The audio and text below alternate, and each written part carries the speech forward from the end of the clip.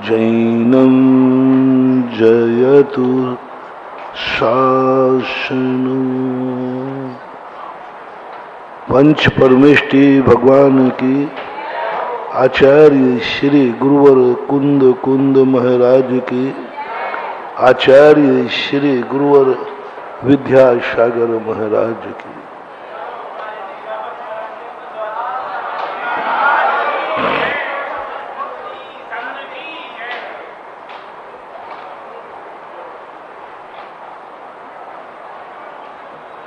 जब इस दुनिया को स्वचतुष्टय की तरफ से देखते हैं तो सब कुछ अस्तिमान दिखता है, सत्य दिखता है, कुछ भी असत्य है ही नहीं, कोई मिथ्या है ही नहीं,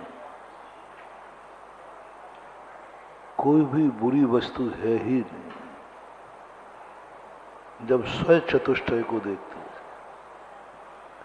जैनाचार्यों ने ये एक अलौकिक कल्पना करके, अलौकिक कल्पना नहीं, अलौकिक रहस्य दृष्टि का खोला कि तुम कैसे राग द्वेष से बच पाओगे।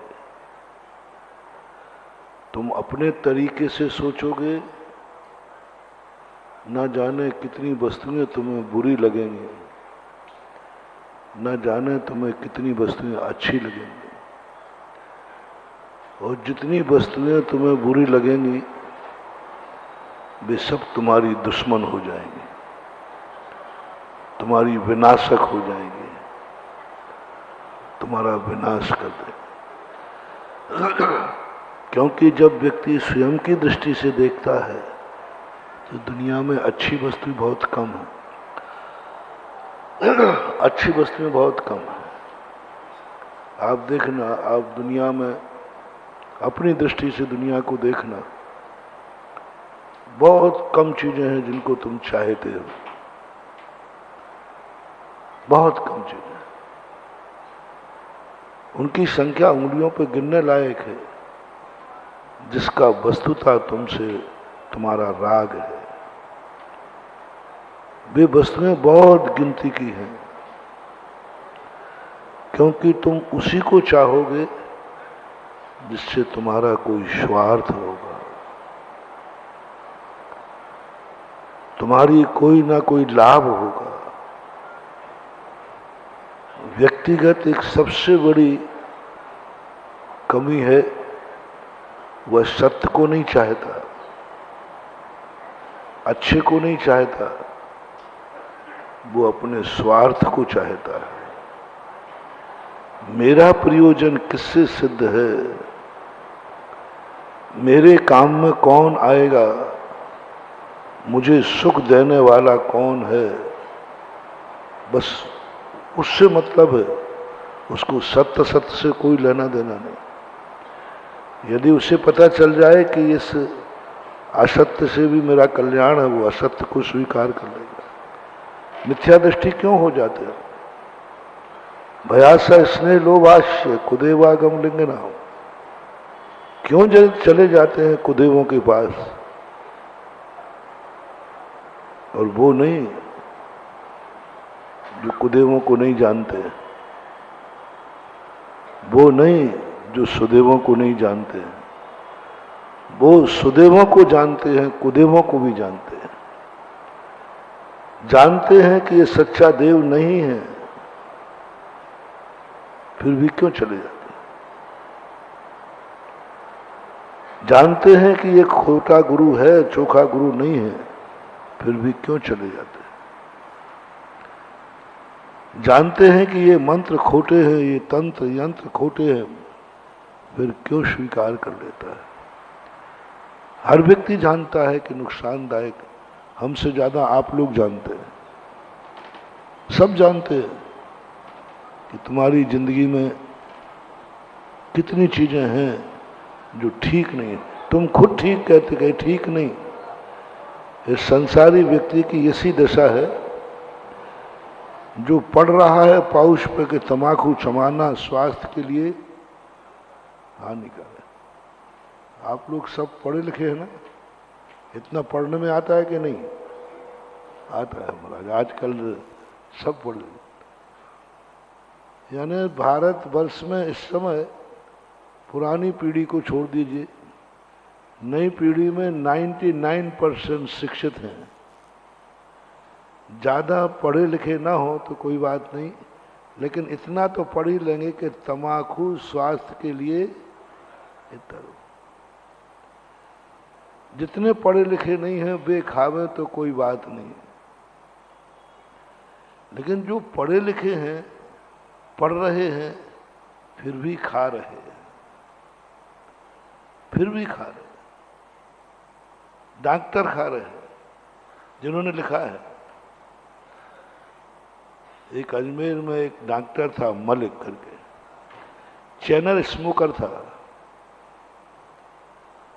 वो मेरे पास भी दर्शन करने आया तो बस बीच में उठ के चला गया। बोले महाराज जी इतनी देर में बिना सिगरेट के नहीं रह सकता। मैंने कि ये किसने लिखा है? बोले हम नहीं लिखा है, हमारे डॉक्टरों ने लिखा है। मैंने कि ये लिखा हुआ सही है कि तुम सही हो? बोले लिखा हुआ सही है। बोले तुम पी रहे हो तो तुम सही हो या लिखा हुआ? बोले लिखा हुआ सही है, मैं सही नहीं हूं। क्यों? बोले महाराज मुझे समझ में नहीं आती। कई बार मैं अपने मन को समझाता हूं कि हम ही ने खाया, फिर क्यों पी रहे हो?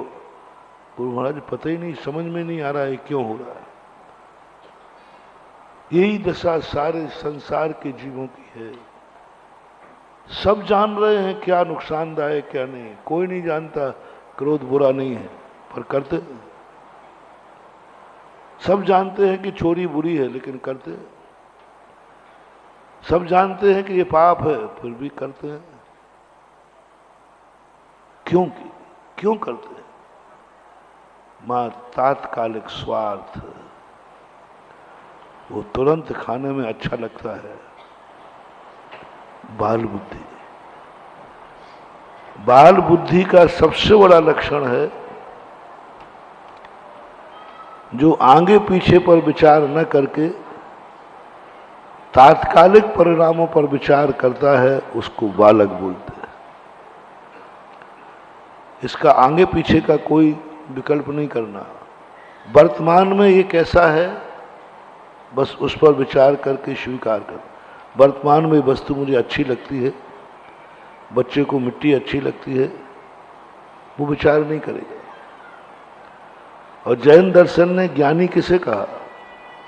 जो त्रिकाली स्वभाव को समझता है। एक बहुत अच्छा शब्द दिया, जो त्रिकाली स्वभाव को समझता है, जो त्रिकाली फल पर विचार करता है। त्रिकाली शब्द है हमारे यहाँ, एक काल को समझने वाला सम्यक दृष्टि नहीं। मात वो वर्तमान को ही समझ रहा है तो सम्यक दृष्टि नहीं। यदि उससे अतीत का ज्ञान नहीं है तो सम्यक दृष्टि नहीं।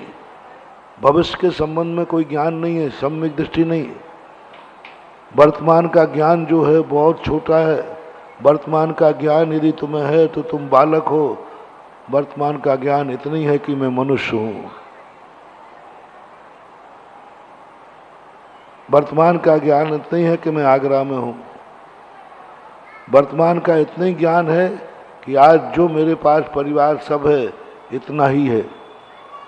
वर्तमान का ज्ञान करने वाला व्यक्ति बहुत अपनी जिंदगी का नाश कर लेगा, क्योंकि वर्तमान को जानता है। विज्ञान क्या है? विज्ञान क्यों विनाश कर रहा है दुनिया का? क्यों व्यक्ति का हर हवाओं को जहर बना दिया उसने? खाने पाने शाकाहार जीवों को, शाकाहार वस्तुएं जहर बना दी, केमिकल्स बना बना करके। आज सब्जियां, आज गेहूं, अनाज, सब में जहर भर दिया, हवाओं में जहर भर दिया, श्वास लेने के लिए जहर भर दिया, आकाश में जहर भर दिया। अब कुछ अंतरिक्ष में भी जहर भरने जा रहा है। काम ही उसका है जहर भरना। क्यों? मैंने सोचा विज्ञान ऐसा क्यों कर रहा है? क्यों विज्ञान ऐसा कर रहा है? क्योंकि विज्ञान ने एक धारणा बना दी, कल नहीं था, कल नहीं है। कल नहीं था और कल नहीं है, ये सब भौतिक है। ना हम कल थे ना कल रहेंगे। ये विज्ञान आज का ही नहीं है, ये विचारधारा अनादिकाल से चली, जिससे हमारी शास्त्रीय भाषा में चारुवाक बोलते हैं। हमारी शास्त्रीय भाषा में इसे भौतिकवादी बोलते हैं, जो कहता है ऋणम कृत्वा घृतम पिबेत, ऋण लेकर के खाओ पियो मस्त रहो, कल किसने देखा है? कौन हिसाब लेने वाला है? कौन नरक कहाँ है, नरक कहाँ है? कौन का हिसाब है? आज जो तुम्हें आनंद आ रहा है, लो, कल की चिंता क्यों करते हो? अतीत पर क्यों विचार करते हो? विज्ञान का एक ही स्वरूप, विज्ञान की दृष्टि में कल नहीं है इस आत्मा का। कल तो आएगा, ये तो वो मानते हैं, लेकिन कल हम नहीं थे, कल हम नहीं रहेंगे। जो कुछ है हम आज हैं। यह विचारधारा होने के कारण से भौतिकवादी नास्तिक कहलाते हैं। भौतिकवादी सारी दुनिया को विनाश की कगार पर ले जा रहे हैं, सारी दुनिया को। विज्ञान तुम्हें एक दिन ऐसे कगार पर खड़ा कर देगा कि तुम कहीं के नहीं रहोगे, मौत के अलावा, मरने के अलावा। हर व्यक्ति मरने की सोचेगा, जिंदा रहने की नहीं। अभी व्यक्ति जिंदा रहने की सोच रहा है, लेकिन एक दिन वो आएगा कि यहां का हर व्यक्ति मरने की सोचेगा। मुझे जिंदा नहीं रहना, मुझे मरना है, मरने की सोचेगा। जिंदा रहने का भाव नहीं आएगा, क्योंकि इतनी ज्यादा परिस्थितियां, इतनी ज्यादा उसकी विडंबनाएं हो जाएंगी, इतनी बीमारियां हो जाएंगी कि व्यक्ति जिंदा रहने की इच्छा ही नहीं करे। वो कहते मर जाना ठीक है। और मात्र ये कारण बनेगा विज्ञान का, कि विज्ञान तुम्हें इतना त्रस्त कर देगा मन से, इतना दुखी कर देगा तन से, कि तुम डिप्रेशन में जाओगे। मैंने एक दिन तुम्हारे यहां कहा था, कभी विज्ञान ने क्या विकास किया? मेडिसिन का। मेडिसिन का विकास नहीं किया है, बीमारियों को उत्पन्न किया है। ये पॉलिसी है कि बीमार करो, इससे दवाई बिकेंगी। मेडिकल का एक बहुत बड़ा इन लोगों में है कि बीमारी करो, बीमारी बढ़ाओ, व्यापार करो। आज का मेडिकल ऐसा हो गया, यही लोग बीमारी बढ़ाते हैं। इन लोगों का एक सिद्धांत है कि अपनी दवाई में कोई ऐसी दवाई डालो जिस बीमारी से वो दुखी है वो ठीक हो जाए, और दूसरी बीमारी चालू हो जाए। दूसरी बीमारी में फिर कोई चीज़ ऐसी डालो, वो बीमारी ठीक हो जाए, तीसरी बीमारी हो जाए। कुल मिलाकर के एक बार दवाई खाने के बाद फिर दवाई चलते रहना चाहिए। ये व्यापारिक नीति है, व्यापारिक नीति।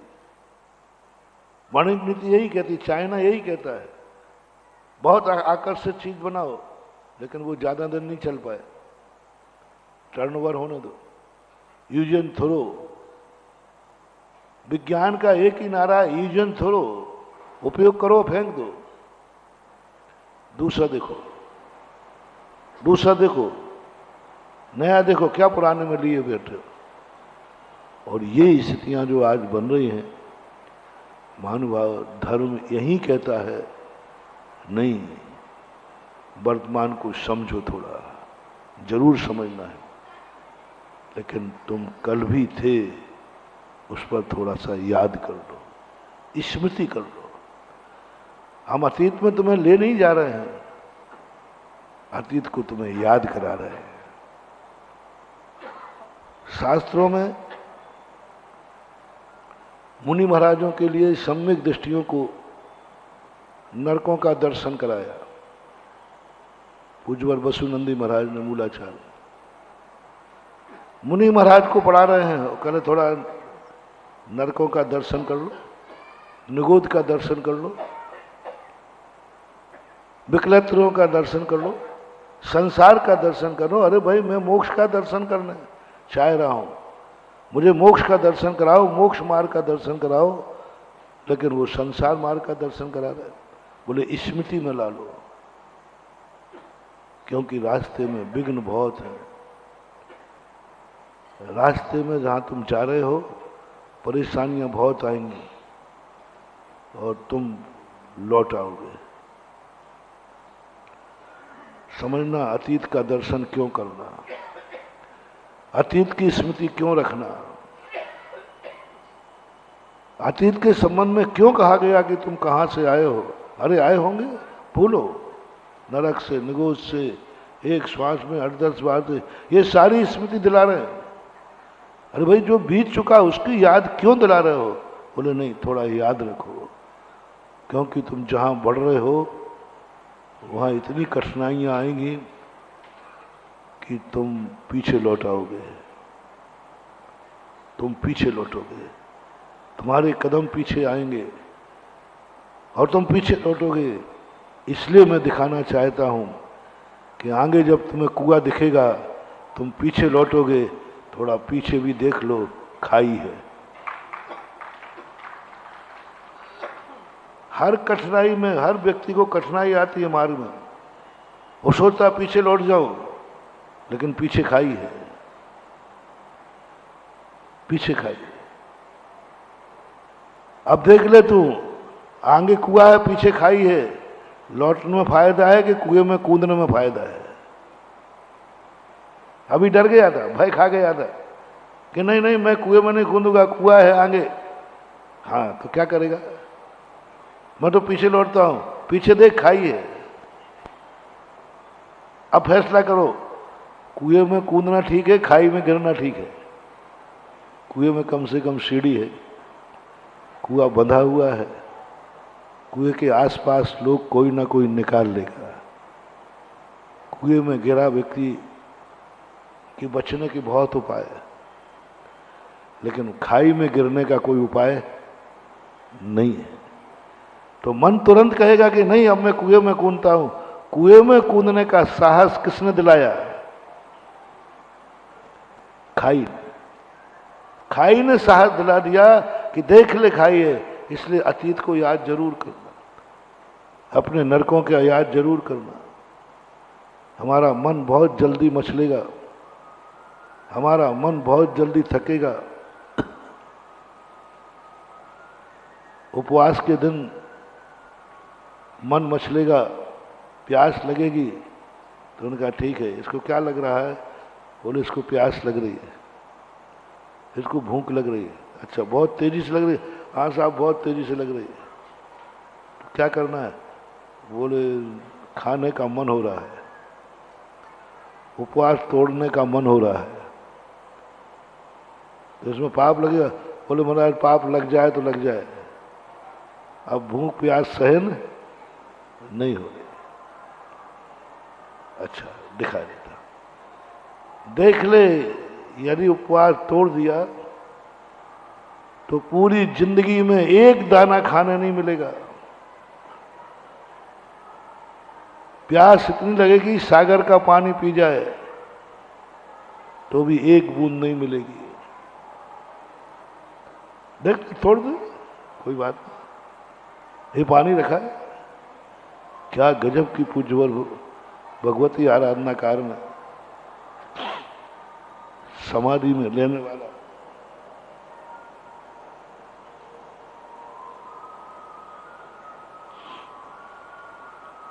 क्या गजब का समाधि में लेने वाले मुनि महाराज, अंत समय जब प्राण निकलते हैं सब मन मचल जाता है, मन बिगड़ जाता है, स्थिर नहीं रहता, सोचने की क्षमता खत्म होती है, शास्त्रों का स्वाध्याय याद आता नहीं, अपना पद भी भूल जाता है कि मैं क्या करूं। ऐसे ऐसे लोग देखे, आप लोगों ने भी देखे होंगे, जिंदगी भर जिन्होंने आलू नहीं खाए, बुढ़ापे में पोते के हाथ का आलू चिप्स सुड़ा के खा जाते हैं। जिंदगी में नहीं खाया, इतना मन, क्योंकि मन सोच ही नहीं पाता, सोचने की क्षमता खत्म हो जाती है, जिंदगी भर का ज्ञान रखा रह जाता है। मन बालक के समान हो जाता। बहुत समझाया साधु ने, तुम महाराज हो, तुम ये हो, तुम मुनिराज हो, तुम बहुत बड़े ये हो। वो नहीं माना। मैं कहता मैं सब कुछ हूं, मुझे तो भूख लग रही है, मुझे तो प्यास लग रही है। सब लोग तुझे भ्रष्ट कहेंगे तो भ्रष्ट कहें तो कहें, जिंदा तो रह जाऊंगा। नहीं माना। अंत में पूज्य शिव कोटि महाराज कहते हैं ज्यादा मत समझाओ उसको, और ऐसे में मर गया तो तुम्हें भूत बन के चटेगा, इसलिए वो जो मांग रहा है लाके रख दो, लाके रख दो। ये लेख भोजन है, ये पानी है, ये सब कुछ है, खा ले, पर ध्यान रख लेना ये खाते ही तेरे नरक आयु का बंद होगा। और नरकों में जिंदगी में एक बूंद पानी नहीं मिलेगा, एक दाना नहीं मिलेगा खाने को। यहां तो एक दो दिन की बात है। अब ऐसा संबोधन दिया, वो कहते जिंदगी में नहीं मिलेगा। बोले हाँ, आज खा लेगा तो जिंदगी में नहीं मिलेगा, और आज नहीं खाए तो अमृत से अमृत झरेगा। आज यदि तूने नहीं खाया तो एक दिन में तेरी समाधि होने वाली, तो अमृत झरेगा कंठ से, देवों में जाएगा, ऐसे बनेगा। और आज खा ले तो जिंदगी भर कभी खाने को नहीं मिलेगा। 3 लोग को नाज जो खाए, मिटे न भूख कड़ा न लहाए। और इस ढंग से उस बात को, और उसने भी पढ़ा था उसको, क्यों तुमने छेड़ाला पढ़ा था ना? बोले हाँ पढ़ा था, उसमें तो लिखा है। अब उससे नहीं खा, नहीं नहीं मैं नहीं खाऊंगा, मैं नहीं खाऊंगा, मैं नहीं खाऊंगा। वो ठीक है, मैं निकाल लूंगा 2-3 दिन। किसने रोक दिया? भय। अतीत को याद करो। अतीत जो भूल जाते हैं वे अहंकारी हो जाते हैं। अतीत जो भूल जाते हैं व्यक्ति बिल्कुल बावले हो जाते हैं। वेद ने क्यों न विचारत चेतन, मात की कूख में आन वसे थे। आज भये तुम जोवन के बस, भूल गए कित सैन्य किसे थे। आज तुम्हारे लिए विषय भोग और विलासता दिख रही है, जब तुम गर्भ में रहे हो। पूरद श्वास लगे निशिवासर, रंचो शासन को तरसे थे। गर्भ के अंदर तुम रह करके श्वास लेने के लिए तरस रहे थे। वो दशा विचार करो, संयम का भाव आ जाएगा। संयम का भाव आएगा ही आएगा, लेकिन उस दशा को विचार करना पड़ेगा। महानुभाव, अतीत के बुरे दिन कभी मत भूलना, अच्छे दिन भी मत भूलना। लेकिन यदि दोनों में से भूलने की बात है, अतीत में यदि कोई बुरा दिन आया हो, उसको जरूर याद रखना, डायरी में नोट कर लेना। माला पहनाने वाली फोटो जड़ के रखो या नहीं रखो, किसी दिन किसी ने जूते पड़े हों तो उस फोटो को जरूर अपनी बैठक में, महाराज जी बैठक में मत रखना, चलो बैठक में मत रखना, अपने प्राइवेट कक्ष में लगा लेना और उसको देखते रहना। एक सेठ थे, अतीत की स्मृति का कमाल देखना। बहुत गरीब थे, उनके पास कुछ भी नहीं था, एक लोटा, फटा कुर्ता पजामा था। बाद में जाकर वो बहुत बड़े अमीर आदमी बन गए। अमीर आदमी बन के एक दिन चोर आया, चोर ने चोरी करके कहा सेठ जी तिजोरी की चाबी दे दो। व्यर्थ में, मैं तुम्हें पीटने नहीं आया हूं, मारने नहीं आया हूं, मुझे माल चाहिए, सीधे दे दो नहीं तो मैं मार दूंगा। सेठ जी ने कहा कोई बात नहीं, आप जो लेने आए हो दे देता हूं। तो उन्होंने छल्ला निकाला, छल्ले में से एक चाबी निकाल ली, बोले ये पकड़ो। चोर कहते लगता है आगरा का बनिया है, हैं? ये छल्ले में से एक चाबी, उसी में माल रखा है, शेष हमें छोड़ रहा है, जब तक हम तिजोरी खोले तो भाग देगा। बोले नहीं साहब, ये जो चाबी मैंने निकाली है इसमें तुम्हारे काम की कोई चीज नहीं है, ये ले जाओ। लेकिन कहते ना निषेध आकर्षण का कारण बन रहा। उन्होंने कहा तुमने ये चाबी, इसी में माल है। बोले ये चाबी तो नहीं दूंगा साहब। चोर ने कहा वही चाबी चाहिए। उसकी उंगलियां खींची, उंगलियां तोड़ दी, फ्रैक्चर हो गया, चाबी निकाला। सबसे पहले उन्होंने चाबियां, सब चाबियां लगाई। जो सेठ जी ने चाबी दी थी उसमें सही में माल रखा था, नोट रखा था, रत्न रखा था। मैंने कहा इसको और दो। वो एक कोने में टूटा हुआ संदूक पड़ा हुआ था, जंग लगा था। बोले होशियार बनिया जो है ऐसे ही धन छुपाते हैं। इन्हीं में और कीमती चीज होगा। जब उसने उसको खोला, झाड़ा, तो एक एल्युमिनियम का लोटा था और एक फटा कुर्ता पजामा निकला। बहुत देखा चोरों ने। चोर का दिमाग खराब होता है कि मामला क्या है। सेठ जी, जिसमें धन रखा वो चाबी तुमने दे दी, इसमें क्या था जो आपने अपनी उंगलियां तोड़वा दी? इसमें क्या था जो तुमने मेरी मारपीट खाई? क्या था? बोले भैया तुम नहीं समझ पाओगे, तुम नहीं समझ पाओगे, तुम अपना माल ले पधारो। बोले नहीं, पहले तो ये रहस्य बताओ कि बात क्या है। बोले जिनकी तिजोरियों की चाबी तुम्हें दी ना, इनको जब भी मैं खोलता हूं मुझे अहंकार आता है, मुझे मूर्छा जागती है, मुझे बहुत मूर्छा जागती, मेरे पास इतना धन है, कौन क्या कर लेगा। अहंकार जागता, मेरा मन इतना मलिन हो जाता है। मैं स्वाध्यायशील हूं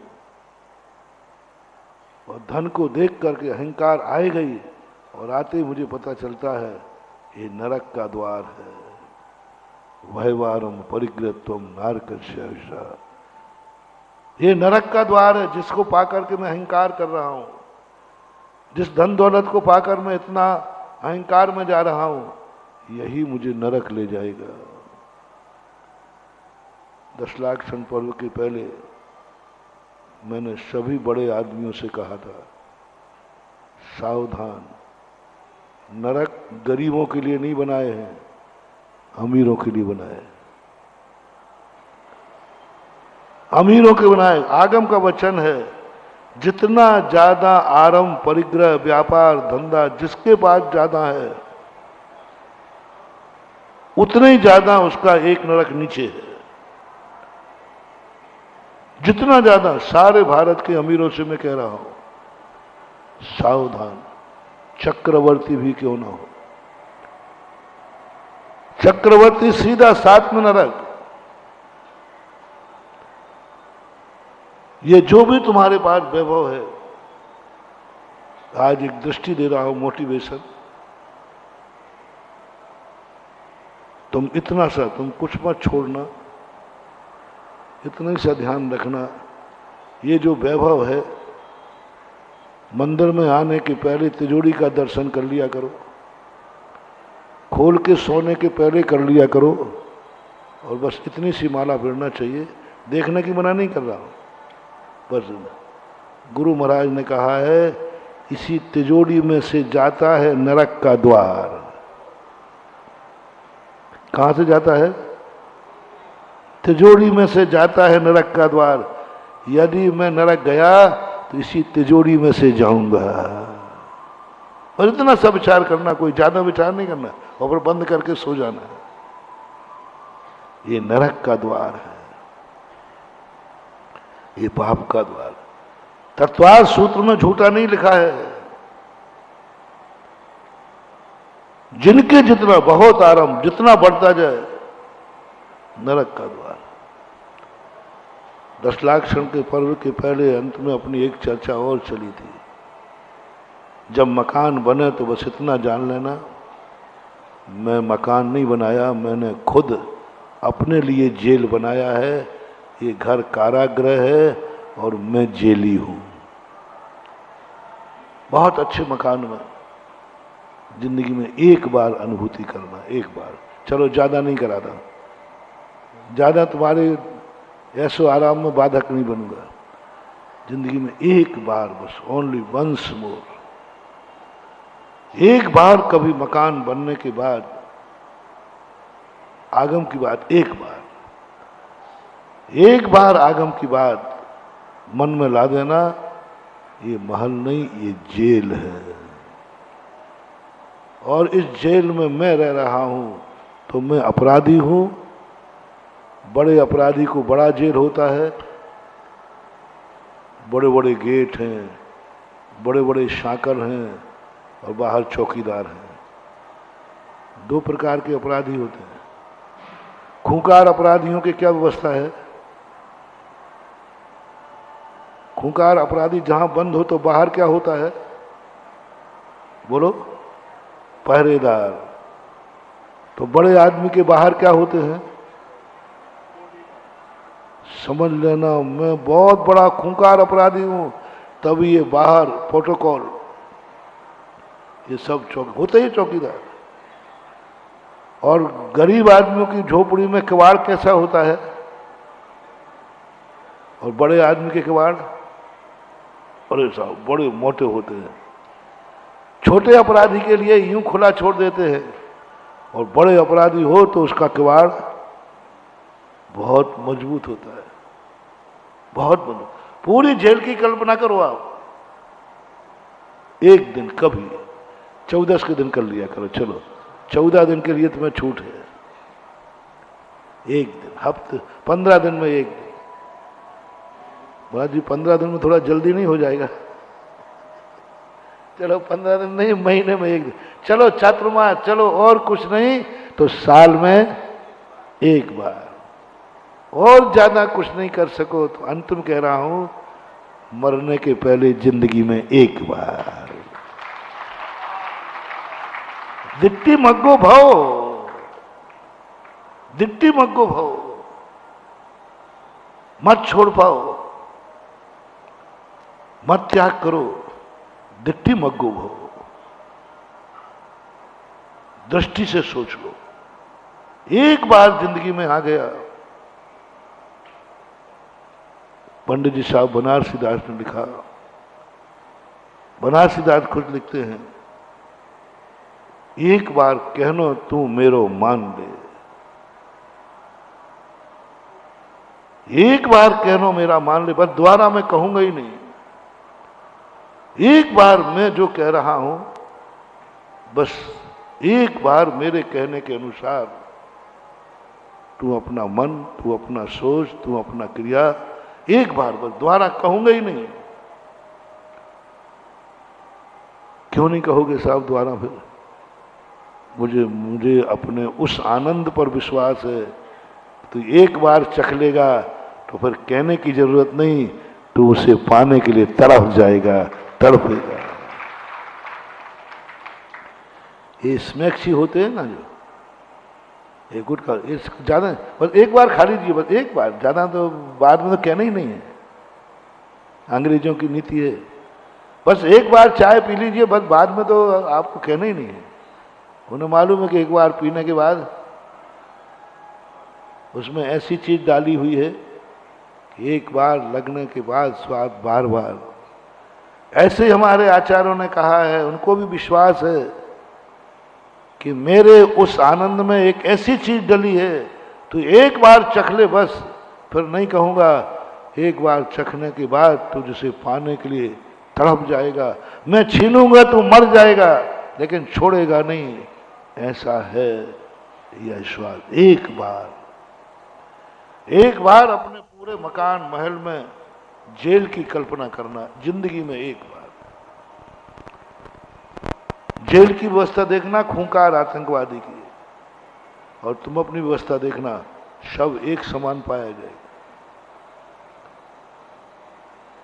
और कभी जो धन की बात कर रहा हूं, धन को देख करके मैं कुछ भी नहीं कर रहा हूं, 1 रुपया भी किसी को देना नहीं, लेना नहीं, छोड़ना नहीं। अपन को लोकोदय के कोई तीर्थ पर एक भी बोली लेना नहीं, वो तुम भी नियम कर लो और मैं भी नियम करता हूं तो मैं दूंगा नहीं, नहीं लेना, और मैं भी नियम करता हूं मैं नहीं दूंगा, बस एक बार। अब तो मामला ठीक है ना, अब तो नहीं भागोगे ना तो। और जब बोलियां लगती हैं तो कई लोग उस दिन बोली में आते ही नहीं। हाँ, कई स्थानों पे ऐसा होता है। तो मैं एक दिन जो नहीं आने वाले उनको पहले, भैया आ जाना, तुझे कोई बोली नहीं दी जाएगी, ये प्रस्ताव पास कर लिया, भाग तो मत हम। प्रस्ताव पास कर लिया, क्योंकि भागने पर भगोड़े का रूप आएगा, एक डबल धारा लगेगी, आ जाओ आ जाओ आ जाओ। बिल्कुल भी नहीं करना, कुछ भी नियम मत लेना, महाराज से डरो मत। लोग महाराज से बात, अरे महाराज के पास गए तो महाराज जी क्या कर देंगे, नियम दे देंगे। कई लोग नियम से भागते हैं, मत भागो रे। गुरु के पास से भागना बहुत खतरनाक धारा लगती है। अपराध की उतनी बड़ी धारा नहीं है जितनी भगोड़े पर है। अपराध का उतनी बड़ी धारा नहीं है, और एक अपराध ना करके भाग जाए तो जेल की बहुत बड़ी धारा लगती है। इसलिए पहली बात आपने देखा होगा, हम तो थोड़े आधे सीधे हैं, हमारे आचार्य तो पूरे सीधे हैं।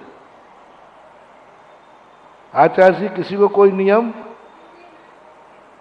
हम भी कितना देते हैं, थोड़ा थोड़ा कभी कभी, हम कोई नियम ही नहीं देते।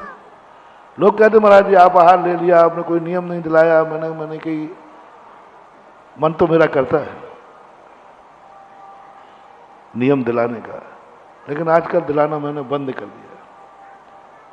मन तो करता है तुम्हें नियम दूं, लेकिन आजकल देना बंद कर दिया, क्योंकि मेरे नियम देने से तुम्हारे अपराध की एक धारा और बढ़ जाएगी। अपराध तो कर ही रहे हो और दूसरा अपराध बनेगा भागने का। इसलिए मैं सोचता हूं कि भक्त पे एक ही धारा ठीक है, दूसरी धारा क्यों लागू रहे, ये डर के भागेगा। महाराज नियम दे रहे हैं, भागो। बहुत सारे लोग महाराजों के पास नहीं आते, आते तो कब आएंगे, वो रात में आएंगे जब हम मौन रहेंगे। मुनि भक्त हैं, ऐसी बात है। मुनि को चाहते भी, बहुत प्यार करते, बहुत चाहते, लेकिन डर किसका है, वो लोग ना। कौन लोग आहार नहीं देना चाहते, कौन मुनियों के सेवा नहीं करना चाहते, कौन नहीं मुनियों से बोलना चाहता। जी एक ही डर है, कहीं आपके पास आए और आपने कह दिया गुटखा छोड़ दो तो हमारे तो प्राण निकल गए। इसलिए अपन तो रात में आते हैं, और हम लोगों के कमरों में रात में आने में और फायदा, क्योंकि हम लोग लाइट नहीं जलाते, अंधेरे में रहते हैं। लाइट जलाए तो थोड़ा बहुत चेहरा दिख जाए। हमारे गुरु ने हमें लाइट जलाने, जिंदगी हो गई आज तक कभी रात्रि में लाइट का प्रयोग करने का भाव नहीं है, कोई स्वाध्याय नहीं, कुछ नहीं। हम लोगों ने बहुत प्रयास किया आचार्य से, पर आचार्य ने छूट नहीं दी। रात में नहीं, लाइट में नहीं पढ़ना। हम लोग जब शुरू में चुल्लक बने तो हम लोगों को अक्सर कॉलेज के स्टूडेंट्सों को दिन में पढ़ने की आदत नहीं होती। कब पढ़ने की होती है, रात में। अब वहाँ दीक्षा लेकर के हम लोगों की रात कटे नहीं, नींद तो आनी नहीं, ठंड का समय है और सीधी एक चटाई है, वही ओढ़ना है और वही बिछाना है, तो नींद भीन का तो सवाल ही नहीं है। अब रात कैसे कटे, कोई तत्व चिंतन है नहीं, ज्ञान फ्यान कुछ है नहीं। तो हम लोगों ने आचार्य से कहा कि आचार्य जी हम लोग रात्रि में स्वाध्याय करें, जो आप पढ़ाते हैं ना, इसको हम लोग पूरा याद करके सुनाएंगे रात्रि में। आचार्य ने कहा ठीक है, नहीं कर पाओ याद तो कोई बात नहीं, लेकिन रात में मैंने सोचा कि लोभ में वो पढ़ने की छूट दे। उन्होंने कहा नहीं कोई बात नहीं, याद नहीं होता तो चलेगा, 2-4 दिन में कर लेना। फिर हम लोगों ने सोचा कि ये तो दाव फेल हो गया। फिर हम लोगों ने ऐसे प्लानिंग बनाई थी बराबर, हम लोग 6-7 लोग थे, आचार्य श्री से किसी भी प्रकार से रात में पढ़ने की छूट लेके रहेंगे। तो अब प्लान बनाई, प्रतिक्रमण एक रात में करना पड़ता है। रात के 3-4 बजे के बीच में एक प्रतिक्रमण करना पड़ता है, और वो हम लोगों को याद नहीं। और प्रतिक्रमण नहीं करेंगे तो छुल्लक जी खाएंगे। अब तो आचार्य श्री को छूट देना ही पड़ेगा। अब तो देना ही पड़ेगा, क्योंकि प्रतिक्रमण तो कराएंगे कि नहीं कराएंगे। बिना प्रतिक्रमण के छुल्लक के दोष लगेंगे। तो हम लोगों ने कहा कि और उस प्रतिक्रमण की छूट में अपन पढ़ लेंगे, प्रतिक्रमण करते जाएंगे और पढ़ते भी जाएंगे। आचार्य से हम लोगों को प्रतिक्रमण रात में करना पड़ता है ना ये, तो आचार्य से कहते हाँ हाँ करना पड़ता है। तो वो हम लोगों को याद नहीं है, तो हम लोग रात में लाइट में पढ़ लो। नैनागर में उस समय ये लाइट नहीं थी, एक लालटेन होता था, लालटेन, लाइट थी नहीं वहाँ, सन 1980 की बात है। तो बाहर जाके पढ़ लिया करेंगे हम लोग। अच्छा, तुम्हें प्रतिक्रमण याद नहीं किया? मैंने कि अभी कहाँ से किया, दीक्षा तो कल ही हुई है, 2 दिन तो हुए ही हैं। आचार्य ने कहा अच्छा ऐसा करो, वो रात का प्रतिक्रमण दिन में कर लेना।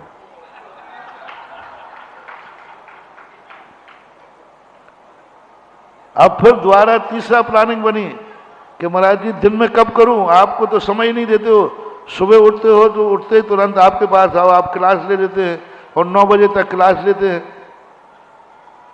9 बजे तक तो क्लास लेते, फिर शौच को जाओ, आध घंटे में तुरंत आहार को उठ जाते हैं। हम लोग पूरा प्रतिक्रमण ही नहीं कर पाएंगे, 10 मिनट मिलते हैं। आचार्य से सुबह से आचार्य भक्ति के बाद हम लोग क्लास लेते थे, 9 बज जाते थे, शौच जाते 9:30, 10-5 मिनट मिलते हैं, तो इसमें पूरा प्रतिक्रमण नहीं हो पाता है। और आहार के पहले प्रतिक्रमण करना जरूरी है रात्रि का। बोले हाँ वो तो जरूरी तो है। देखो आचार्य, देखो कितने ही छोकरा बदमाश हो जाए, गुरु तो गुरु होते हैं। उनका पूरा हाँ नहीं पूरा टाइम। आचार्य कहते हाँ सही कह रहे हो, पूरा करने का टाइम कहाँ मिलता है, आध घंटे लगता है, मिलते तो 15 मिनट हैं। तो हमने सोचा कि अब तो हाँ कहने वाले। अच्छा ऐसा करना, आधा प्रतिक्रमण आहार के पहले कर लेना, आधा बाद में कर लेना। अब इसकी तो कल्पना मैंने की नहीं थी कि प्रतिक्रमण भी 2 भागों में किया जा सकता है, पर लाइट में पढ़ने की छूट नहीं दी। हमने कहा आचार्य श्री इतने छूटे आप दे रहे हो, इससे अच्छा रात में करने की दे दो ना। बोले नहीं, लाइट जलाओगे कितने जीव मरेंगे। बोले हम नहीं जलाएंगे, वो तो जलाने वाला जलाएगा। बोले आज तो वो जलाएगा, कल तुम्हारे लिए जलेगा, उपयोग तो तुम करोगे ना। दूसरी बात, तुम साधु हो, दिन भर में एक टाइम की हारचर्या है, ध्यान तब सब करना है।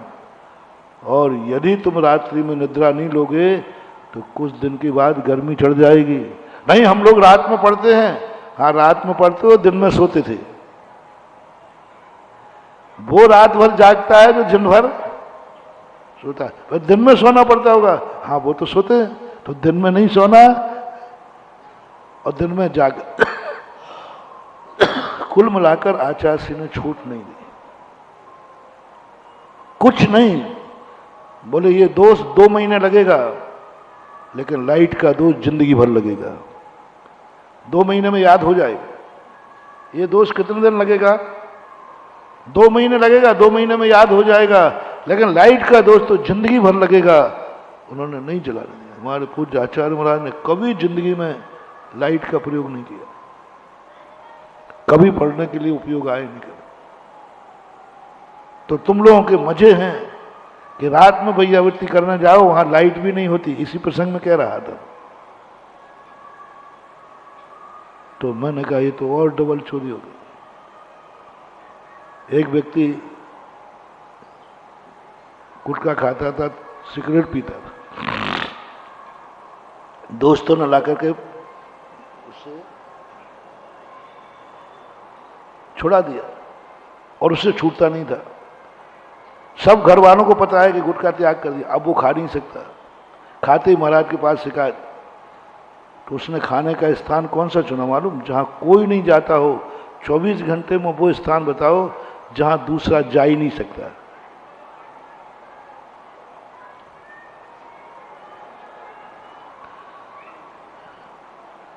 शौचालय। वो एक स्थान ऐसा है जहां कोई दो का स्थान होता ही नहीं वहां। उसने खाने का स्थान वहां चुन लिया। बोले इतनी देर में खा लूंगा जितनी देर। मुझे उसका पता चला। मैंने कहा भाई कल से तुम गुटखा खाना शुरू कर दो, क्योंकि गुटखा खाने का पाप और गुटखे को पाखाने में खाने का पाप, ये तो डबल पाप हो गया। खाने का पाप तो कर ही रहा है, लेकिन दूसरा पाप क्या कर रहा है? गंदे स्थान पे खा रहा है। तू इतना गंदे स्थान पे खा रहा है तो क्या करूं? मैंने कहा नहीं, तू अब बाहर ही खा। एक ही पाप तो होगा, डबल पाप तो नहीं होगा। तो कई बार ऐसी स्थितियां बन जाती हैं। इसलिए मैंने अब मन नहीं बनता कि तुम्हें कुछ त्याग कराऊं।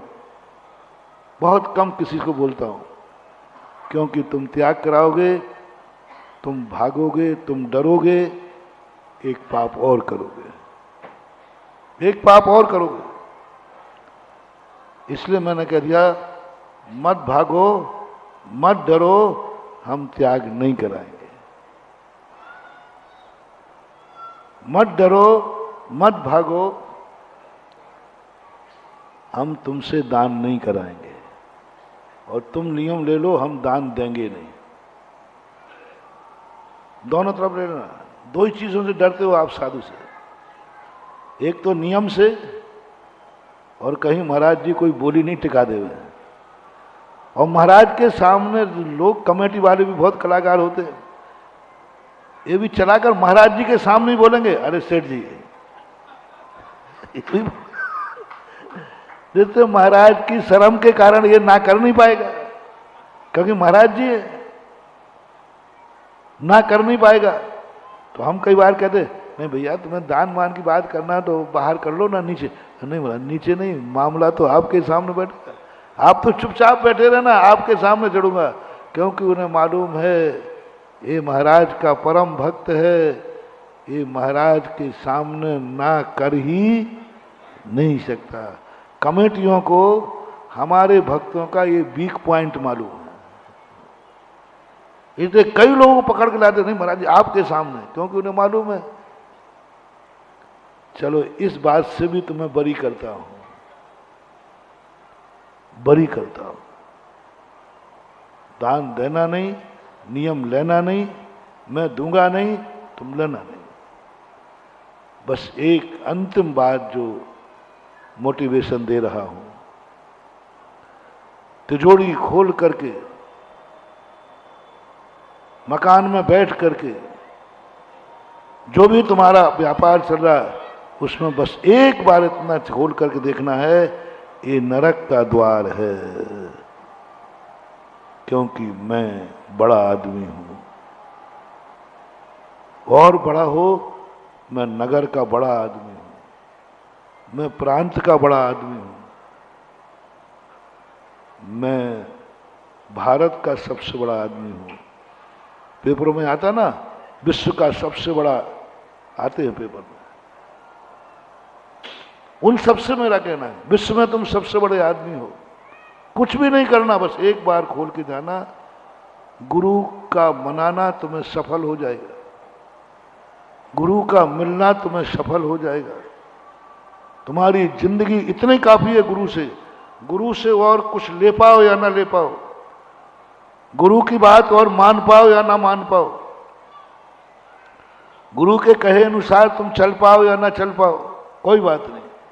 बस इतना सा देख लो ना कि गुरु ने कहा इसी तिजोरी में से नरक का द्वार जाता है, और ये तिजोरी मेरी है तो द्वार भी मेरा है।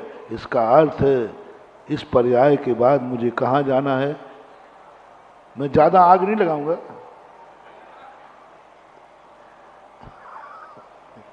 बात तिजोरी है, वो आप हो, अपनी तो 14 से। इतना ही, बस इतना सा सोचना काफी है। ये नरक का द्वार, जिनवाणी झूठी नहीं हो सकती, मेरा गुरु झूठा नहीं हो सकता। गुटखा खाने वाले खूब खाएं, बस इतना ही सा सोचें खाते समय बिल्कुल त्याग नहीं करना। मैं बिल्कुल त्याग नहीं कराऊंगा, बस खाते समय देखना ये कैंसर का बीज है। किसका बीज है? बस बीज बोलो। नहीं नहीं, अरे त्याग तो कराऊंगा ही नहीं तुमसे, यानी तो तुम भाग जाओगे। तुम तो बस इतना करना, जब भी खाओ क्या मान के खाना, ओ गुटखा के दीवानों, खूब खाओ, जम के खाओ, पैसा है, गुटखा मिलता है। 10 पुड़ियां खा रहे तो 20 खाओ, 1-1 किलो खाओ। बस इतना सा, यदि मैं तुम्हारा गुरु हूं तो, यदि तुमने मुझे कभी नमोस्तु किया है तो, यदि कभी तुमने आशीर्वाद लिया है तो, मेरे प्रति थोड़ी भी श्रद्धा है, थोड़ी भी श्रद्धा है, इतने मात्र पर मैं तुम्हारा गुरु बनने को तैयार हूं।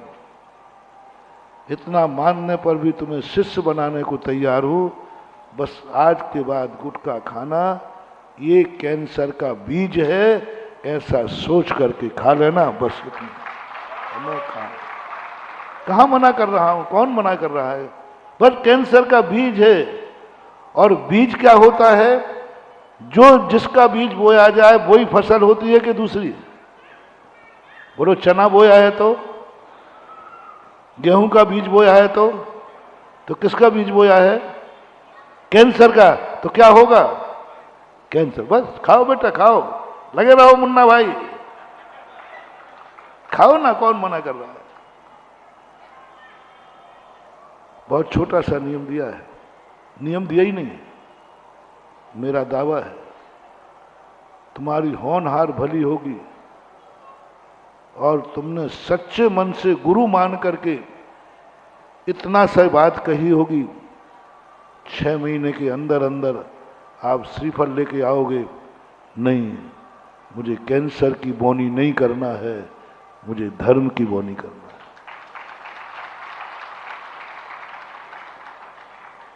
भविष्य का ज्ञान कराना। मैंने पहले कहा, त्रिकाली स्वभाव, किसी भी चीज के त्रिकाली स्वभाव का दर्शन करने से अपने आप से हमारा बुरा रास्ता छूट जाएगा। नहीं छूट रहा है तो भी छूटेगा, बस त्रिकाली स्वभाव समझो, त्रिकाली स्वभाव। इसका क्या परिणाम, क्या इसलिए?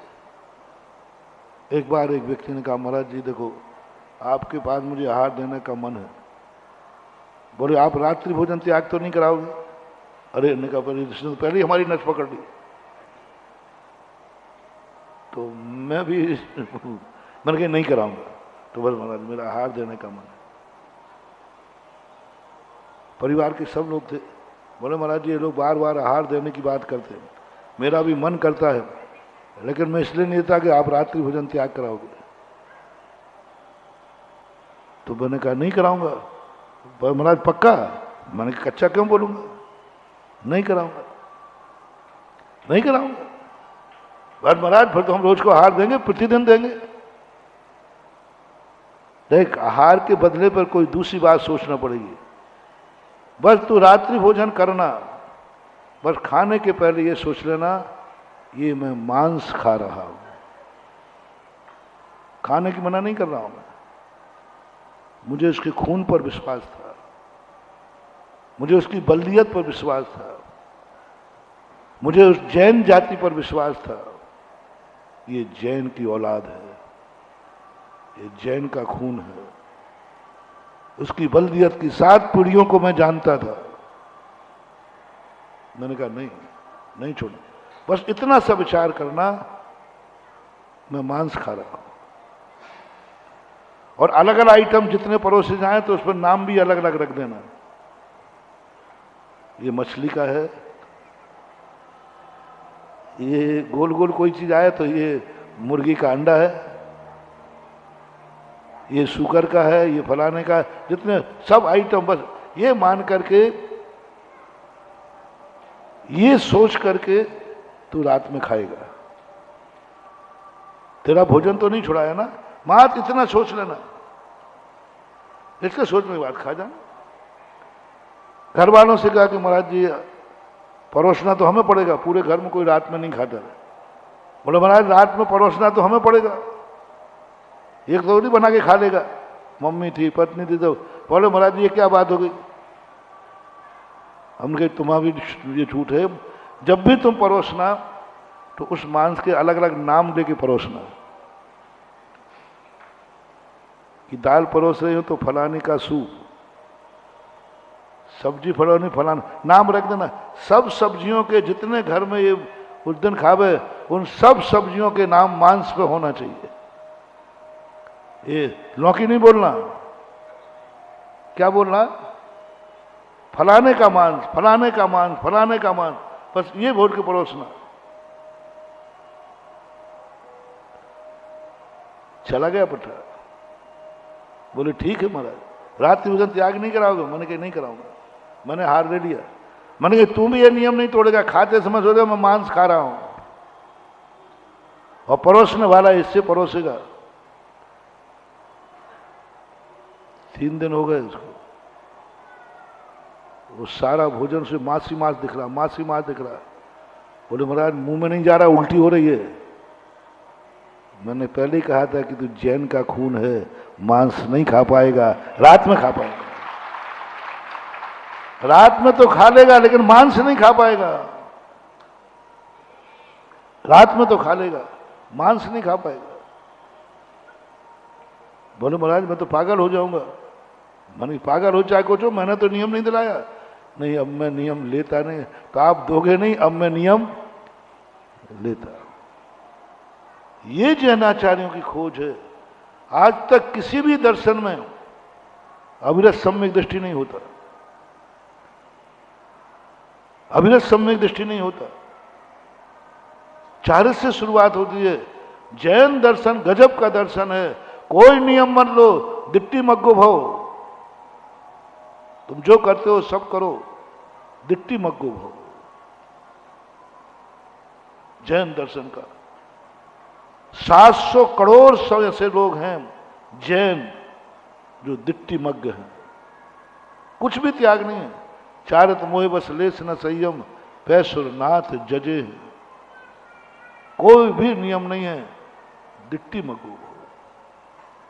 मिथ्या दृष्टि और सम्यक दृष्टि दोनों के आचरण में कोई अंतर नहीं है। दोनों रात में खा रहे हैं, दोनों अभक्ष खा रहे हैं, दोनों कुछ भी कर रहे हैं। मिथ्या दृष्टि उसको स्वभाव नहीं मानता। मिथ्या दृष्टि भोजन को भोजन मान के कर रहा है, और सम्यक दृष्टि रात्रि भोजन को मांस मान के कर रहा है। बस इतने मात्र से तुम सम्यक दृष्टि हो। दिट्टी मग्गो हो, दृष्टि में करो कि ये मांस है, आगम में कहा है। और मांस खाने वाले की क्या गति होती है यह विचार कर लो। तुम्हें छोड़ना नहीं पड़ेगा, तुम्हारा सब कुछ छूट जाएगा। जैन दर्शन में छोड़ने की कोई चर्चा ही नहीं है, ना छुड़ाया है ना छोड़ना है। महावीर स्वामी ने आज तक किसी को कोई नियम नहीं दिए, उन्होंने किसी को दीक्षा नहीं दी, दृष्टि दी है, ज्ञान दिया है। दृष्टि दी, ज्ञान दिया, कुछ नहीं दिया उन्होंने। वो कोई नियम ही नहीं देते थे, उन्होंने नियम ही नहीं दिया। उन्होंने कहा तुम तो दृष्टि मग्गो हो, तुम तो बस इसको ऐसा स्वरूप जानो, स्वरूप को समझो। मुझे विश्वास है कि होनहार तुम्हारी भली होगी, तो जिसको पता चल जाए कि ये जहर है। बहुत प्यास लगी है तुम्हें, तड़प रहे हो तुम प्यास से, और तुम्हें जो गिलास में पानी दिया किसी ने कह दिया इसमें जहर है। अब बोलो क्या करोगे, क्या करोगे? प्यास तो लगी है, तड़प तो रहे हो, लेकिन ये पता चल जाए कि इसमें जहर है, तो पी लोगे कि या प्यासे रहना पसंद करोगे? बस ये है महावीर की दृष्टि। उन्होंने पानी पीने से मना नहीं किया, तुम मानोगे नहीं, तुम रोओगे, तुम महावीर को कसाई कहोगे, देखो ये पानी नहीं पीने दे रहा है, हमारे प्राण निकल रहे हैं, काय का महावीर है? उन्होंने कहा नहीं, मैं पानी की मना नहीं कर रहा हूं, इसमें जहर है।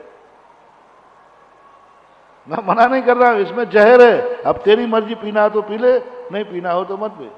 क्योंकि वो जानते थे कि ये प्यासा रहना पसंद करेगा, लेकिन जहर युक्त पानी पीना पसंद नहीं करेगा। नहीं नहीं मैं नहीं पीऊंगा। नहीं पीना, तुझे तो प्यास लग रही है। नहीं नहीं मरना थोड़ी है। हो गया ना काम।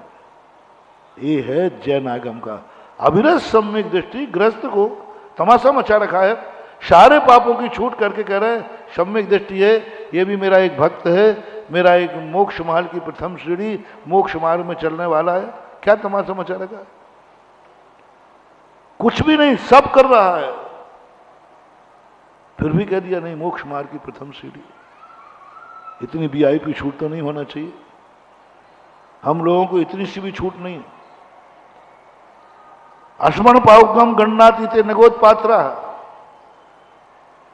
हम लोग थोड़ा सा भी गड़बड़ करें, सीधे निगोद के पात्र हैं, कोई नहीं बचा सकता। अश्मण पावकम गणनातीते नगोद पात्रा। और आप लोगों को क्या छूट दी है? क्या छूट दी? कुछ भी नहीं, कोई नियम नहीं लेगा, फिर भी ये मेरा भक्त कहलाएगा। कितनी बड़ी बात महानुभाव। मां दिट्टी मग्गो भव। आप वस्तु को छोड़ नहीं सकते, वस्तु का स्वभाव समझो, नेचर समझो। क्या यह तुम्हारा धर्म है? क्या यह तुम्हारा धर्म है? नहीं। बस आगे मैं नहीं बोलूंगा, आगे मैं नहीं बोलूंगा। मैं इतना ही कहलवाना चाहता हूं आज के प्रवचन में। जो भी आप करते हो करो, जो भी पाप करते हो करो, जो भी तुम करते हो करो, बस एक बात मैं पूछूंगा, क्या यह सही है? सही है, हम तुमसे बोलेंगे नहीं। तुम मेरे भक्त नहीं, मैं तुम्हारा गुरु नहीं। तुमने कहा हाँ सही है साहब, जो हम कर रहे हैं सब सही है, बस हमारा तुम्हारा संबंध खत्म। एक शब्द पर गुरु से संबंध बना दूंगा, एक शब्द पर जिनेन्द्र देव से तुम्हारा संबंध बन जाएगा, एक शब्द पर तुम मोक्ष मार्ग की प्रथम सीढ़ी बन जाओगे, एक शब्द पर तुम्हें मोक्ष मार्ग में ले लिया जाएगा। एक शब्द बोलना है, जो मैं कर रहा हूं ये गलत है, जो आप कह रहे हो वही सही है, बस इतना।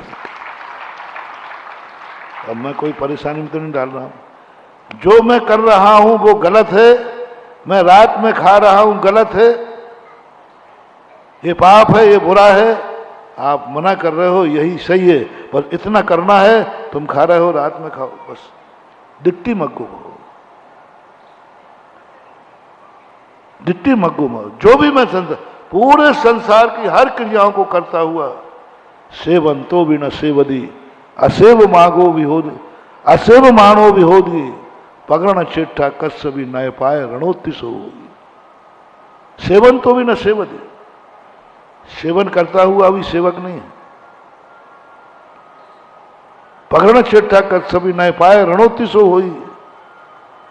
जैसे बारात होती है, सारे बाराती होते हैं, इनको कुछ नहीं लगता दोष, किसके निमित्त से बारात आई है। पूरी बारात में दूल्हा राजा ने क्या काम किया? बोलो, एक गिलास भी पानी नहीं उठाया, लेकिन सारा, सुनो रे दूल्हा राजा हो, बारात में जितने भी कर्म हुए, जो कुछ भी बना, जो भी, सब तेरे खाते में लिखा जाएगा, क्योंकि बारात तेरी थी। पकड़ो छिट्टा कर सभी नए पाए रणोत्तिसो हुई। क्या गजब की पुजवर कुंद कुंद भगवान ने कहा। पगरेत कौन है इसका? ये सारी बारात किसके लिए है? जो कार्य किया जा रहा है इसका किससे संबंध है? जिससे संबंध है मूल संबंध किससे? उस बारात का, दूल्हा से। अब बारात में चाहे जुआ खेले, चाहे शराब पिए, चाहे आरंभ हो, चाहे परिग्रह हो, दूल्हा का भली उपवास हो, तो भी उसके खाते वो सारा पाप लिखा जाएगा, क्योंकि उसने भली नहीं किया है, लेकिन लिखा जाएगा। और तुमने किया है, सबने खाया पिया तुमने है, पर तुम्हारे लिए कोई ज्यादा दोष नहीं लगेगा, क्योंकि तुम उसकी बारात में आए हो। ऐसा ही जैन दर्शन कहता है कि तुम तो इतना बता दो, ये सब जो तुम कर रहे हो सही है या गलत? धन दौलत को भी सही है या गलत? सब कुछ करो, शाम को इतना चिंतन कर लो, जो मैं दिन भर करके आया हूं तस्मिच्छामि दुक्कडम। रात में जो कुछ भी मैंने किया है, सुबह कह दो तस्मिच्छामि दुक्कडम। गलत किया, गलत हुआ, नहीं करना चाहिए, सही वही है जो गुरु ने कहा है। ये दो विचारों पर तुम्हारा सारा मामला, इन दो विचार यदि आपने रख लिए, मैं तुम्हें नरक जाने से बचा लूंगा। सम्यक दृष्टि नरक नहीं जाता। प्रथम नरक बन षडभु ज्योतिष बाण भवन षड नारी। कितने इतने दिट्टी मग्गो भव, दिट्टी मग होने से कितना प्रथम नरक में, तो इसलिए कि वो पहले बांध लिया इसलिए, नहीं तो सम्यक दृष्टि नरक नहीं जाएगा। इतना मात्र कहते मैं जो कर रहा हूं गलत है, आगम में जो लिखा है वो सही है। मैं जो कर रहा हूं गलत है, गुरु ने जो कहा वही सही है। जिनवाणी सही है, मैं गलत हूं, और कभी छोड़ा कुछ भी नहीं है, सब कुछ है, परिग्रह सब कुछ है। इन दो मार्ग से प्रथम नरक बन षडभु ज्योतिष षाड भवन। भूत नहीं बनेगा वो, व्यंतरों में नहीं जाएगा वो, जोशियों में नहीं जाएगा, भूत परित राक्षस मर करके नहीं बनेगा, मात्र इतने मात्र से। पंडित जी साहब दौलत राम जी आगम में भी कहा है, प्रथम नरक में बाण षड नारी। इतने मात्र से तुम हिजड़ा नहीं होगे, नपुंसक नहीं होगे। षंड बोलते हैं हिजड़े को। नारी नहीं होगे, नारी पर्याय में उत्पन्न नहीं होगे। नारियों से मेरा कहना है, आप लोग पूछती हैं जिज्ञासा के समय, हमारी नारी पर्याय कैसे छूटे, प्रश्न आता ना। लो आज उपाय बता रहा हूं। जो कुछ तुम कर रहे हो, कर रही हो, उस पर एक टाइटल लगा दो, जो मैं कर रही हूं ये गलत है, नहीं करना चाहिए, पाप है। जो जिनवाणी में लिखा है वही सही है। बस इस धारणा को बना करके मर जाना, तुम्हारी नारी पर्याय छूट जाएगी।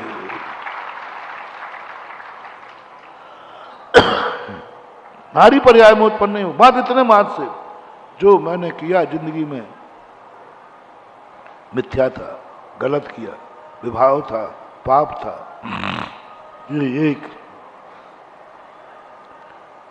मानव के करने लायक नहीं था, ये जैन के करने लायक नहीं था, खास तौर से श्रावक के करने लायक नहीं था, खास तौर से जिनेंद्र भक्त के करने लायक नहीं था, खास तौर से गुरु भक्त को करना। कितने लगा देना? कुछ ऐसे पाप किए हैं जो मानव में भी नहीं किए जाते। तो एक काम कर देना, जो मानव को नहीं करना था वो मैंने किया, गलत किया। फिर आ जाइए जैन पर, जो जैनी को नहीं करना चाहिए वो मैंने किया। ऐसा कार्य तुमने कर लिया जो जैनी नहीं कर सकता। कोई बात नहीं, कोई बात नहीं, एक टाइटल देता हूं तुम्हें, जैनी को जो नहीं करना चाहिए था वो मैंने किया, कर रहा हूं, ये ठीक नहीं। फिर यदि आप भगवान के भक्त हैं तो जैन भक्त को ये नहीं करना चाहिए, जिनेंद्र भक्त को जो मैंने किया, तस्मिच्छामि दुक्कडम। और महाराज के भक्त हो तो एक बात, जो मैं कर रहा हूं ये महाराज के भक्त के करने योग्य नहीं है, वही करने योग्य है जो मेरे गुरु महाराज कह रहे हैं। ये दो धार आप बना लो, और ये चिंतन के समय यदि तुम्हारे प्राण निकल जाए, गारंटी मेरी है। और भी आगे है, बाण भवन प्रथम नरक बन षडभु ज्योतिर्बाण भवन नर नारी, थावर विकल त्रय में नहीं उपजत सम्यक धारी। क्या गजब। जब ये चिंतन मैंने कहा, मैंने कि भारे ग्रस्तों तुम्हारे दोनों हाथ में बल्ले बल्ले है, बस आई एम सॉरी कहना। थावर विकल त्रय में नहीं उपजत सम्यक धारी, इस स्थावरों में उत्पन्न नहीं होगा वो, पेड़ पौधे नहीं बनेगा, पृथ्वी अग्नि जल वायु में उत्पन्न नहीं होगा, चींटी मकोड़े कीड़ा भौरा चींटी आदि ये सब नहीं बनेगा। थावर विकल त्रय में नहीं उपजत सम्यक धारी, दिट्टी मग्गु भव, कम से कम इस भव में पंचम काल में आप कुछ कर पाए या ना कर पाए, लेकिन दिट्टी मग्गु जरूर होना चाहिए। नियम ले पाए या ले पाए, लेकिन नियम के प्रति दृष्टि जरूर होना चाहिए। तुम पाप छोड़ पाओ या ना छोड़ पाओ, पाप को पाप रूप में मानना, धर्म मत मान लेना, मत छोड़ो पाप, लेकिन पाप को पाप तो मान लो कम से कम। ये पाप है, पाप था, पाप रहेगा, मैं छोड़ नहीं पाऊंगा, लेकिन पाप अंदर से, अंदर की बात है। ये कह रहा था दिट्टी मग्गो, इसलिए मैं कह रहा हूं कि धर्म से भागो मत, भगोड़े बनकर के एक धारा और लग जाएगी। अच्छा है समर्पण करो, अच्छा है अपराध को स्वीकार करो, सरल है, भागने से कोई फायदा नहीं है। अपराध हुआ है तो स्वीकार करो, समर्पण कर दो। समर्पण करने के बाद बड़े बड़े अपराध भी माफ हो जाते हैं, जैसे अंजन चोर, समर्पण की तो परिणाम था, समर्पण की तो परिणाम। लेकिन भागो मत, नियम नहीं लेना है मत ले पाओ, बस इतना सा मान लो कि ये नरक का द्वार है। जितना आरंभ परिग्रह में कर रहा हूं, एक दिन मुझे ये नरक ले जाएगा। मंदिर के दर्शन करने नहीं आओ तो चलेगा, बड़े आदमी कम आते हैं मंदिर के दर्शन करने, इसलिए उनको दूसरी दर्शन विधि बता रहा हूं।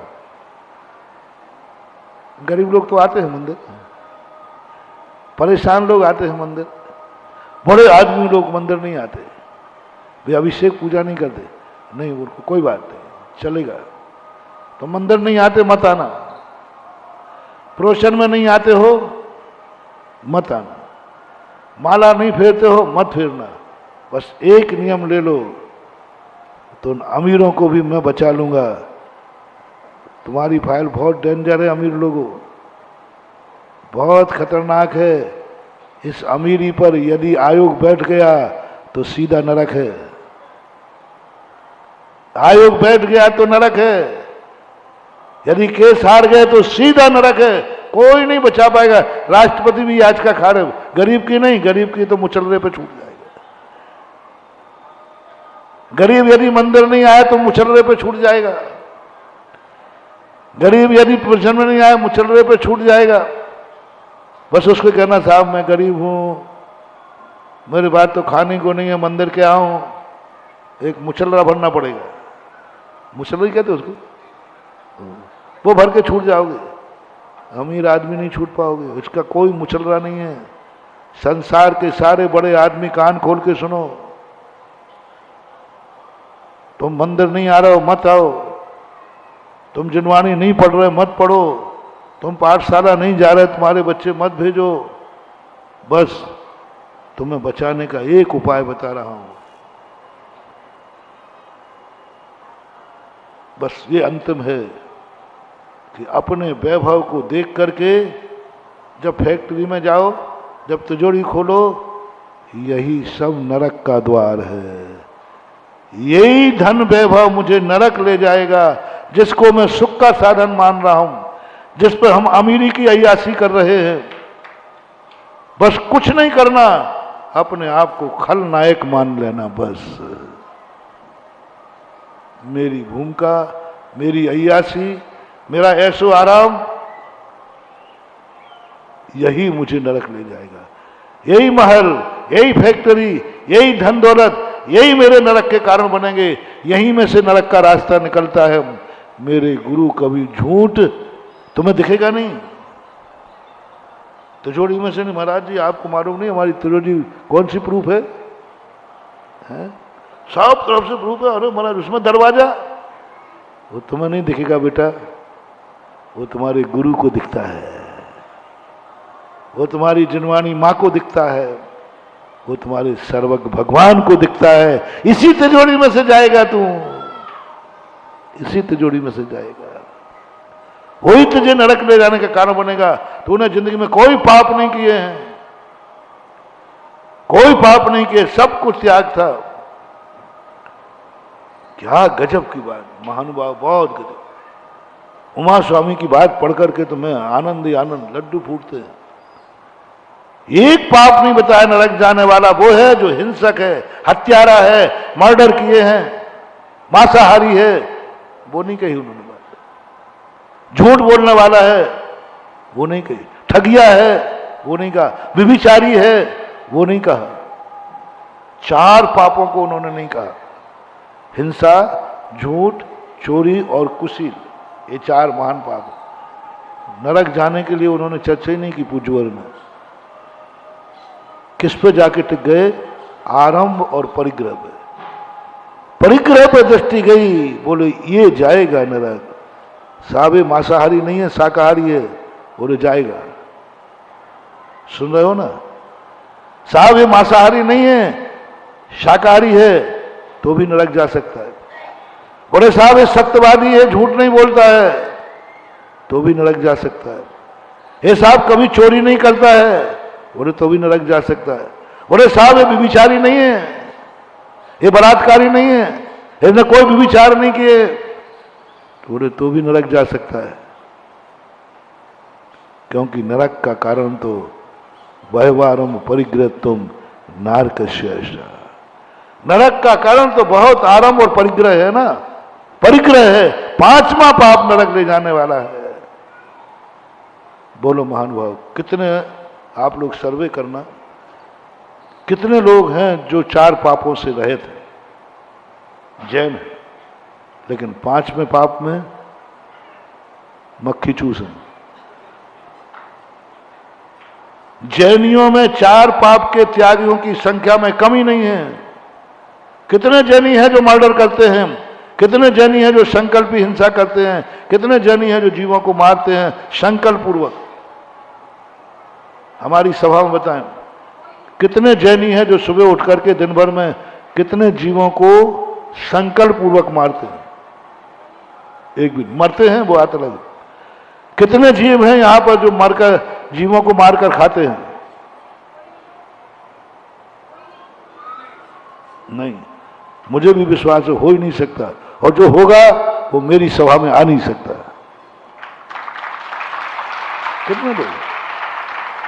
कितने लोग हैं झूठे बेईमान जो दूसरे को बेईमान झूठे बोल पर बर्बाद कर दें, फांसी पे चढ़ा दें। संख्या होगी लेकिन कम की।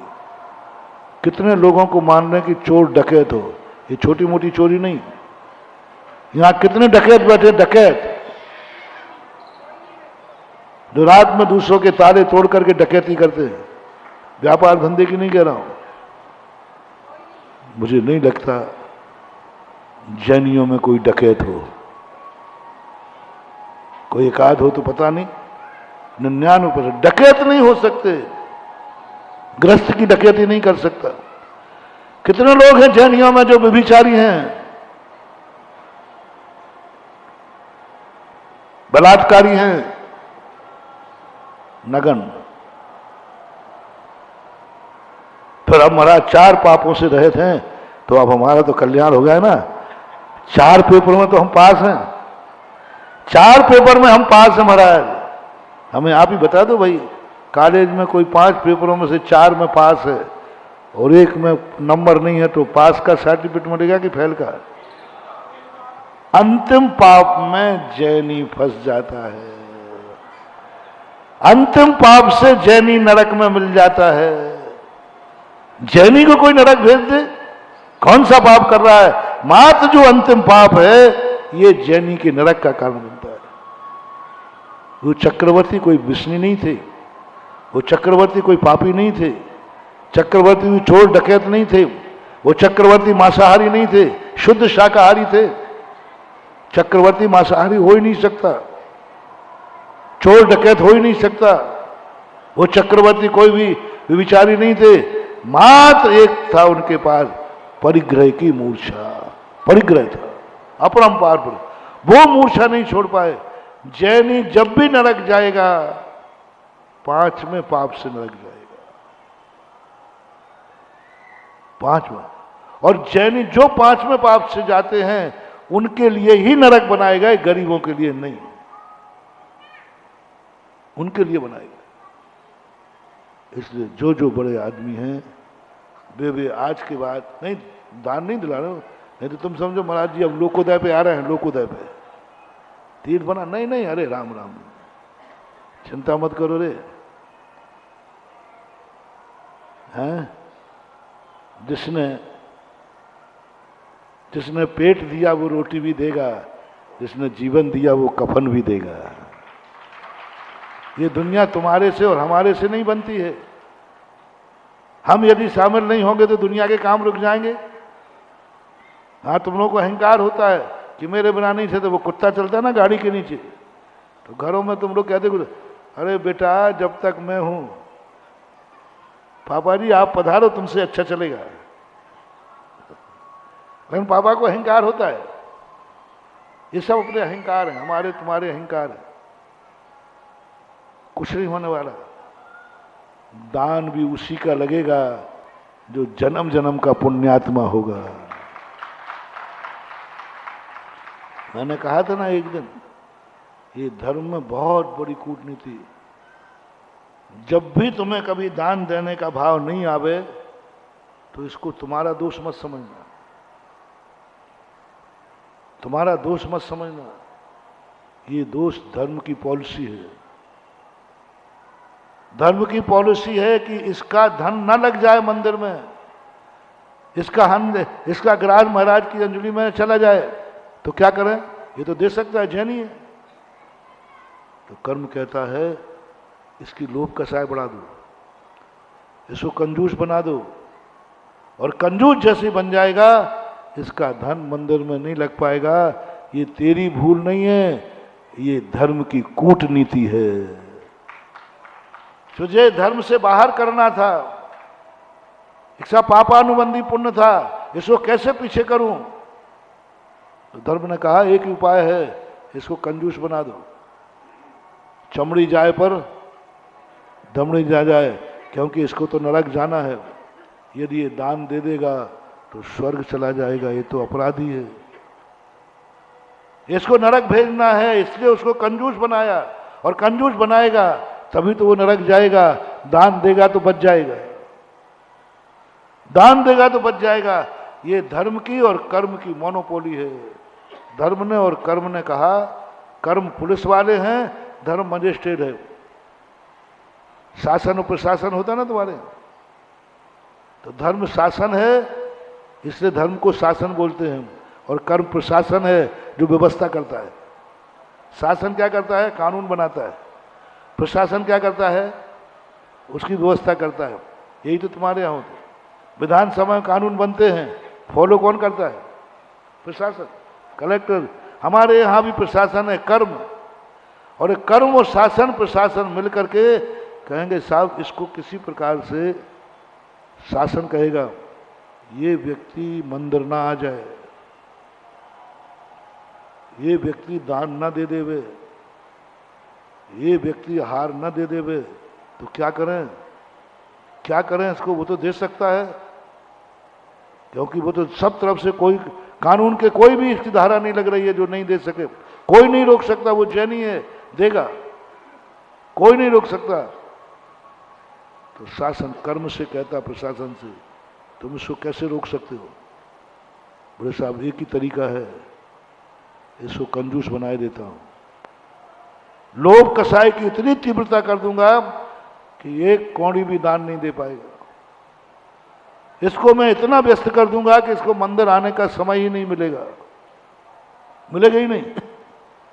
इतना व्यस्त करूंगा, इतना कार्य बताऊंगा कि ये मंदिर आने का समय नहीं मिलेगा, प्रवचन में आने का समय नहीं मिलेगा। मिलेगा ही नहीं। ये पॉलिसी है। जब जब तुम मंदिर नहीं आ पाओ, जब तक तुम्हें दान नहीं दो, समझ लेना शासन और प्रशासन की पॉलिसी से हमें बहिष्कार किया जा रहा है। बच नहीं रहे हो आप, बहिष्कार हो रहा है।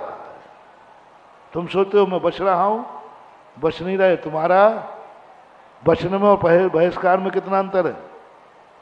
ये कर्म का बहिष्कार है, किसी भी चीज में आप समझना। इसलिए उन सेठ जी ने चोर से कहा, क्या बात है सेठ जी, क्यों उंगलियां टुड़वा ली आपने?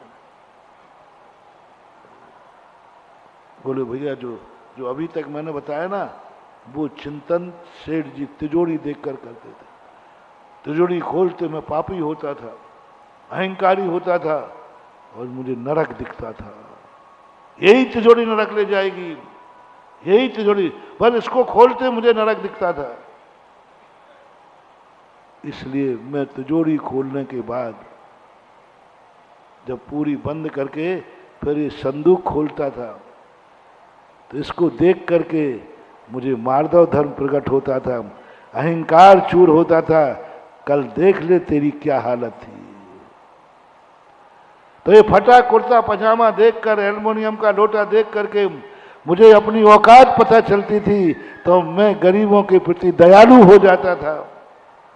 मेरे मन में करुणा जागती थी, मुझे गरीबों की सहायता करने का मन होता था, मुझे दान देने का मन होता था। ये तिजोरी में पैसा रखने का मन होता है और इस संदूक से मुझे पैसे में दान देने का मन होता था। ये बेटी मेरे धर्म की है और वे बेटी मेरे कर्म की है। कर्म की कमाई को तुम लूटने आए थे, मैं धर्म की कमाई का संदूक नहीं देना चाहता था। इसमें मेरा धर्म रखा है, मेरा अतीत रखा है, और यही अतीत मुझे अहंकार से नीचे उतारता है। यही अतीत मुझे दूसरों की सहायता करने के लिए मजबूर करता है। देख ले कल तू ऐसा था, ऐसे ही वो सामने वाला है जो भिखारी आया है। तो इससे मेरे परिणाम, इसलिए मैंने नहीं दी। चोर स्तब्ध रह गए। बताते हैं कि चोर ने सेठ के पैर छुए, बोले आज के बाद गरीबी अच्छी है, चोरी डकैती से अमीर बनने की अपेक्षा। इसलिए मैंने प्रवचन में क्या कहा, त्रिकाली स्वभाव। जो कुछ भी तुम कर रहे हो, जो कुछ भी तुम हो, उसका त्रिकाली स्वभाव से। वर्तमान में तुम मनुष्य हो, सभी को मालूम है, मिथ्या दृष्टि को भी मालूम है, लेकिन उसको ये मालूम नहीं है कल तुम क्या थे। सम्यक दृष्टि को ये मालूम है, सम्यक दृष्टि को ये मालूम है कि मैं कल क्या था। मिथ्या दृष्टि को मालूम नहीं कि मैं कल क्या था। सम्यक दृष्टि तुरंत बता देगा, आज मैं यह हूं, पक्का है कल मैं यह था। यदि कल में ऐसा नहीं होता तो आज में ऐसा होने वाला नहीं था। तुरंत बता देगा एक एक चीज। तुम मनुष्य हो, कल में जरूर अच्छा आदमी था, अच्छी पर्याय में था, अन्यथा मैं मनुष्य हो ही नहीं सकता। कल की सत्ता बताओ क्या थी। आज का सत्ता, आज का अनुभव, आज का सुख दुख देख करके आपका होमवर्क है, आज का मोटिवेशन है। सब लोग सोच के आएंगे कल तुम क्या थे, इस जीवन के पहले तुम क्या थे, कहां से आए हो तुम, वो निर्णय आपको करना है। त्रिकाली स्वभाव, त्रिकाली स्वभाव सबका, पूरे परिवार का, पूरे संसार का निर्णय किया जा सकता है कल मैं क्या था। और जो तुम कर रहे हो उसका त्रिकाली स्वभाव समझना। इसका कल क्या स्वभाव था, आज जो वस्तु हमें दिख रही है कल क्या थी, कल इसका रूप क्या था, अतीत इसका क्या था। इस समझने से हमें वैराग्य जागता है। महावीर भगवान की। सावधान हो जाएं, क्योंकि नरक का द्वार हमारी तिजोरी के रास्ते से निकलता है। एक बार वहां देख लें और जान लें अपनी नियत को, और 5 व्रतों की बात जो आज बैठे रहिएगा 2 मिनट, आप सबका समय चाहिए, 2 मिनट बैठे रहिएगा।